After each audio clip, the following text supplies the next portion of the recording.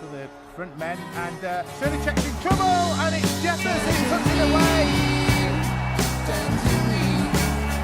Living reflections from a dream. Alright guys, welcome back to episode 2 of the Frangerine Dream, with me, the Jeffa Cake, or the Jeffa Biscuit. I forget which way they ruled on that.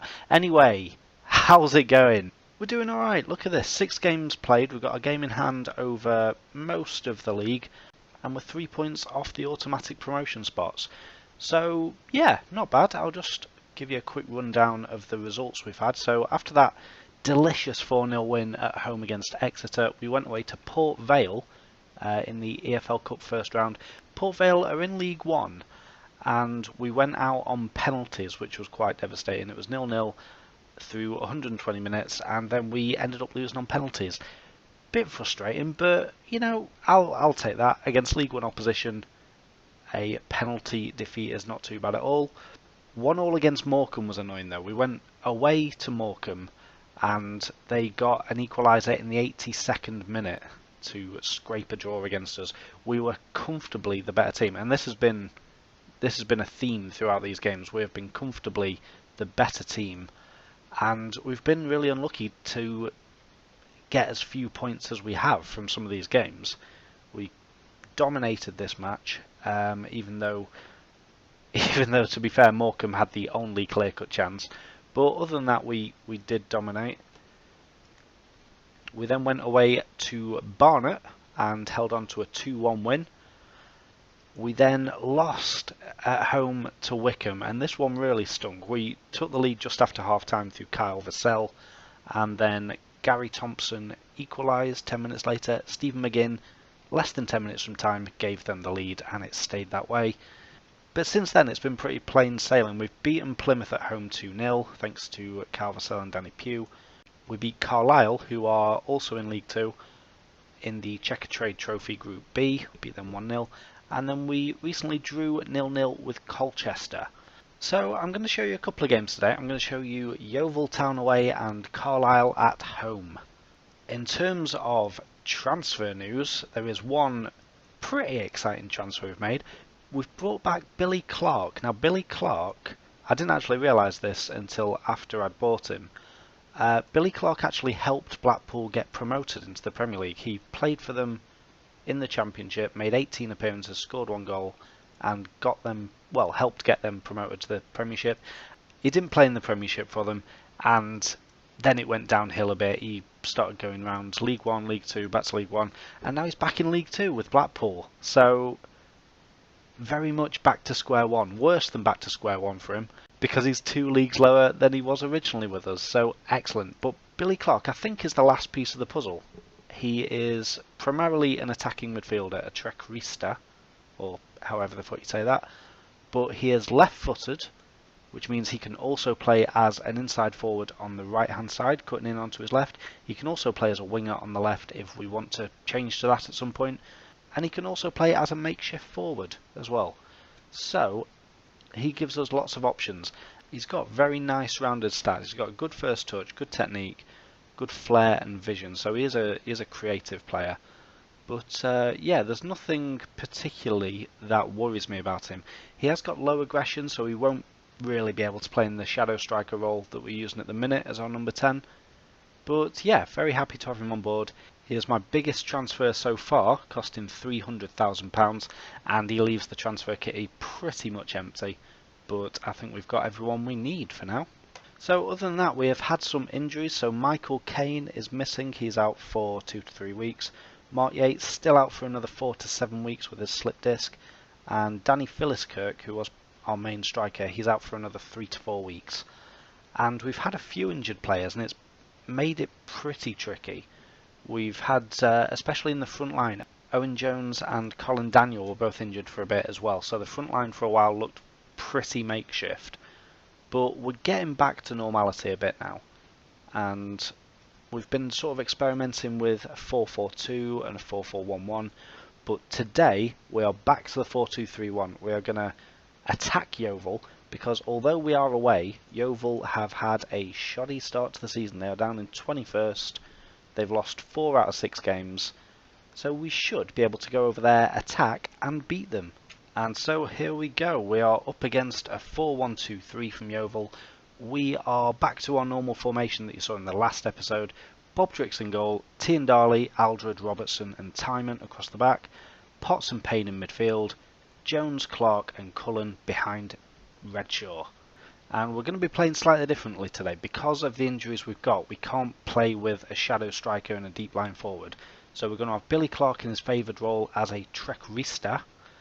And he's just going to be trying to find some space, which is going to be difficult within this sort of packed five that the 4-1-2-3 gives Yeovil. But Billy Clark's going to be finding some space where he can, and just hopefully nipping some through balls through to little Jack Redshaw. So here we go. Can we push an early advantage? I'd really appreciate that. We are getting dominated for possession at the minute, which I might have to do something about. I might have to change to something other than attacking, but it might be too late. Khan's got it. He's lost it to Tiandali though, of course he has. Tiandali to Clark, knocked it down to Redshaw. Where you going, mate? Just gonna run out of play. Okay. That's your right. But Aldred's got the ball back for us. Here's Payne. To Potts. We're going to call him Brandon Potts. This is not Brandon Potts. This is Brad Potts. That's right. Bloody confusing. Lawless to Dawson. Dawson, what can he do? He plays it through for Whitfield, who's through on the right hand side. Whitfield crosses and Campbell's there. And Yeovil have taken an early lead.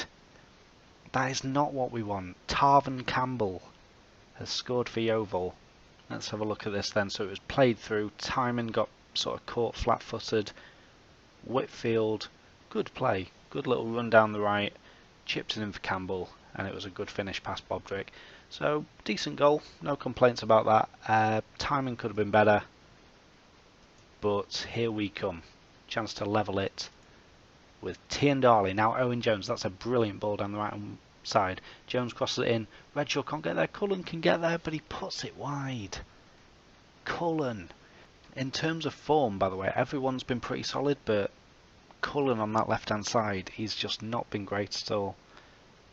But we don't really have much of a choice at the minute. We're having to play him there. It's a long ball down the right, but it's cut out, and here comes Khan. He's just lumped it forward. We've got it back. Brad Potts. That's a better ball. Good ball over the top for Jones again. Now it's Clark. Clark squeezed it in. Is it going to go down as a Clark goal? It is. It's Clark's first goal back at Blackpool. Back in black. Well, he's not in black. He's in tangerine. Frangerine. These are just... That's just a string of words. But this is a weird camera angle. Something must have changed there, but a good goal, and we are all level at 1-1. Ah yeah, this has changed to director. Let's get that changed back to behind goal low.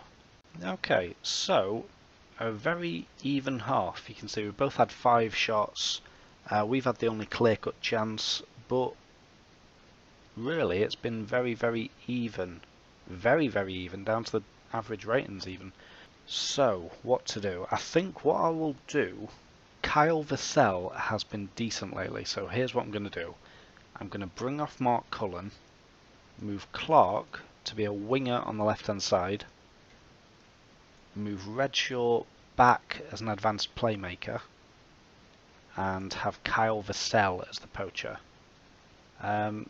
Yeah, Kyle Vassell has got 2 goals in 4 so far, and he's in very good form. So hopefully he can turn the tide in our favour. Okay, it's a throw-in for Yeovil. Here's Whitfield who set up the first goal. Campbell who scored it. And it's bounced away. Butcher's got it for Yeovil. They're playing a very high line. I think we can switch to counter and catch him out here. Ooh, Brad Potts has brought down Mugabe though. And that was a bit of a non-highlight. That's going to be a penalty. Dwight Tiandali. Oh, he's been perfect since his free transfer. And Tiandali has made his first mistake in Blackpool colours. He's given away a penalty. Can Dixon put Yeovil back in front? Dixon steps up. Oh, he scored. Bobdrick looked like he sort of started to dive to the left, and then he caught himself and went back to the right, but it was a bit too late. Oh, yeah. Couldn't quite get a hand to it. Good effort, Bobdrick, but a decent penalty from Dixon. Here we come though. Tiendali to make up for his mistake. Redshaw to Kyle Vassell. Now it's Redshaw. Now it's Jones. Owen Jones is through. Oh, it's saved, and Jones has squeezed it in. Owen Jones, third goal of the season. I think that makes him our top scorer, which is not bad for a young lad from Swansea. Look at this. It sort of bounced its way through to him quite luckily. And the save, the parry from Krishak came back to him as well. That was quite fortunate. But we will take that. We'll take a bit of luck with our goal. And now, can we put the pressure on him? Can we go ahead? It's Jones streaming through again. This switch to counter seems to have done the job.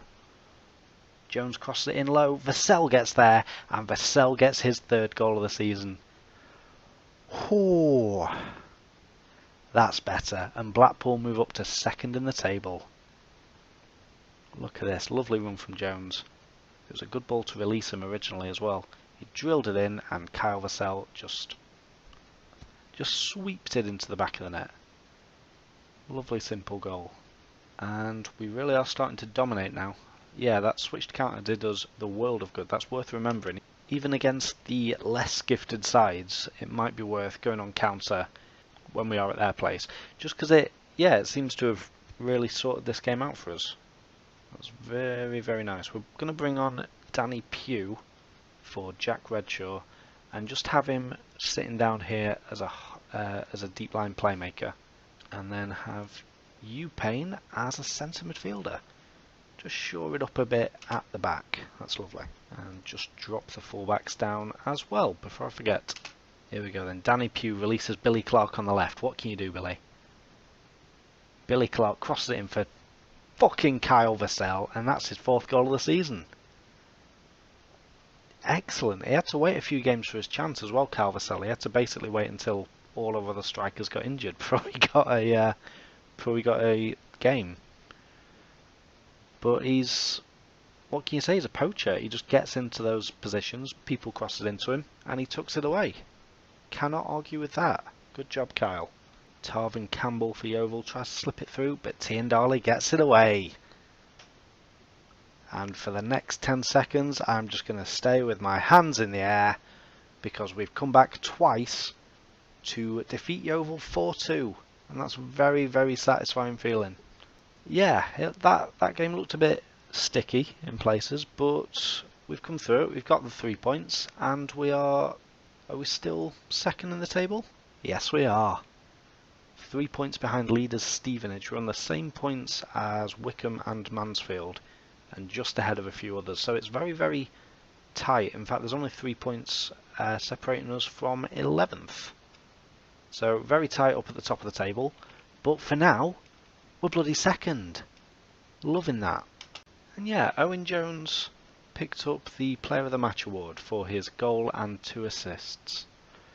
Good job, Owen. That match was very satisfying because we got the win, because we turned it around twice on him, and because Owen Jones, new signing Billy Clark, and sort of person I wasn't sure about the most in the squad, Kyle Vassell, came on to score 2 goals as well. So yeah, chuffed to bits with that. So, a couple of bits of news here. The first is that we've announced a link with Barrow from the Vanarama National League, and it's just sort of a bit of a meaningless affiliation. I don't know why I sort of bothered, but it stemmed from the fact that Carl Oyston, our chairman, has been very, very good.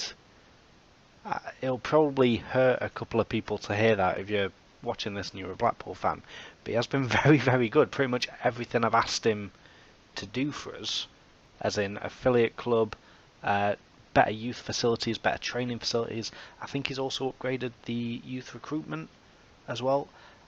Yeah, it's just he's just been very agreeable, and that's kind of annoying because I wanted to hate him. So yeah, that's a bit of a weird turn that it's taken. Let's just try and get a senior affiliate out of him while we're on such good terms. Let's get some loan players in, Carl. What do you reckon to that? Well, we don't want to rely on loan players, I know what you mean, but what about our rivals leaving us behind? I cannot stress how important it is, Carl. The lack of ambition is disappointing, Carl. Fuck's sake, Carl. Second bit of news is that Andy Taylor is unhappy. Let's ask Stephen Craney to intervene. This is the kind of situation that I brought Stephen Craney in for. Just to be the wise, experienced player that sorts out all this shit for me so I don't have to bother with it. Have a word with him. And Taylor's dropped his concern. Best free transfer I ever made. Not true, but good job, Steve. Charlie Adam is excited by informed Blackpool. He's still worth 3.2 million. He's on 35 grand a week. Maybe in like 3 or 4 years we'll be able to get Charlie Adam back. I'd bloody love that. As I say, I'm trying to get the band back together, and only Stephen Craney's joined me. But anyway, on to our next match, and the only change we're making to the lineup, we're still going attacking because we are now at home against Carlisle, who are also struggling. They are... Where are you, Carlisle? You are 18th after 7 games. We are 2nd. Oh, I love that. So, the only change I've made for this game is that Brad Potts moves from a ball-winning midfielder to inside forward on the left, replacing Mark Cullen, because Mark Cullen, as you can see, his form 6.58 average, 6.63 in the league. Not good enough. Not good enough, Mark Cullen. So Potts comes in on the left, see if he can do a job there. Jim McAllister comes in to replace him. Not played much so far, McAllister, but I'm hoping he'll be able to cover for Potts there. But other than that, we are the same team and we go again. I've still kept Kyle Vassell on the bench just because, why not? If we are in trouble, we'll bring him on again and he might be able to work his magic for us again. Okay, I mean, it's not been a great half. We're dominating possession, sort of even on chances, but we've not had a single highlight yet. We've had 2 bookings. Oh, here comes the first highlight, and we're in possession. Here's Payne.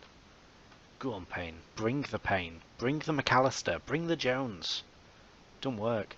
Jones, McAllister to Payne. Go on, lad. Spreads it out to Timon. Wonderful ball by Timon. Of course it was.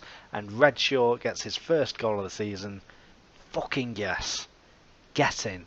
I tell you what, Timon, he's been a bit quiet so far, but I think he's still the leading assister in the squad. He is excellent, and his attributes are getting better as well. Getting better. Oh, he's going to be fantastic. I hope he's fantastic in real life. Okay, 1 highlight, 1 goal, 1-0. Things are going well, but you're capable of even better. That's the only thing. And I think what I'm going to do as well, just because we can't really afford to risk Jack Payne getting suspended, I'm going to swap it around again. So Brad Potts is swapping with Payne. Payne is coming off for Kyle Vassell, and we're going to do some switch around magic. Lovely. So we got the ball winner, the box to boxer, the advanced playmaker, the poacher, the winger, and voila, this is what we end up with. Kyle Vassell gets another 45 minutes to show what he can do. Oh, and it looks like we might have a chance straight from kickoff. We've won a free kick straight from kickoff. Will that be a highlight? Oh, I should explain. You're probably wondering why Bobdrick is so far from his usual position. The reason is that he's kind of a decent free kick taker. He is 5th in the list of free kick takers, but Mark Yates is injured, Andy Taylor is not as good, don't get in the first team, same with Daniel and Nandrier. So sometimes Bobdrick takes the free kicks. He's not scored yet, but he did hit the bar in, I think, my 2nd league game. So yeah, Bobdrick takes the odd free kick. Let's hope it doesn't result in a counter-attack that costs us a point, eh? Or 3 points even. Bobdrick hits it. What's the point of bloody crossing it, Bobdrick? Oh, here they come. They're countering. Jesus. McKee, is he going to have a go? He does, but that's awful, mate. That is absolutely awful. Yeah, I kind of thought Bobdrick were going to shoot. I think if you're going to go all that way upfield for a free kick, you'd have a go, wouldn't you? Okay, we're still just about dominating it. 20 minutes to go. I'm going to swap down to standard flexible, and I'm going to drop the fullbacks back. I don't think we need to make any changes. Is anyone struggling? Billy Clark's not been great. In fact, yeah, we need to get Colin Daniels some match fitness after his injury, so he comes on for Billy Clark. Apart from that, we go again. And there we go. 1-0. A 1-0 win at home, and I will take that. So, yeah, 2 wins out of 2 this video. I am very happy with that. That leaves us still in second, but now only 1 point off top place Stevenage. And when do we play Stevenage? Not till December, actually. Not till the 10th of December. So yeah, I will play a few of these matches. I think I'll come back for the Doncaster Rovers game. Maybe Accrington and Doncaster, or Doncaster and Cheltenham. Maybe it depends who we get in the FA Cup as well, because I might want to show that. But yeah, I will be back in a few days with another video, another exciting instalment. But make sure you like and subscribe if you've enjoyed this video. Make sure you leave a comment as well, that'd be great. And make sure you go and watch Freddie Adu's save as he tries to lead Arsenal to Premier League glory, which hasn't been done in a fair while, so it'll be quite an achievement if he pulls that off. But apart from that, I will see you next time. Bye.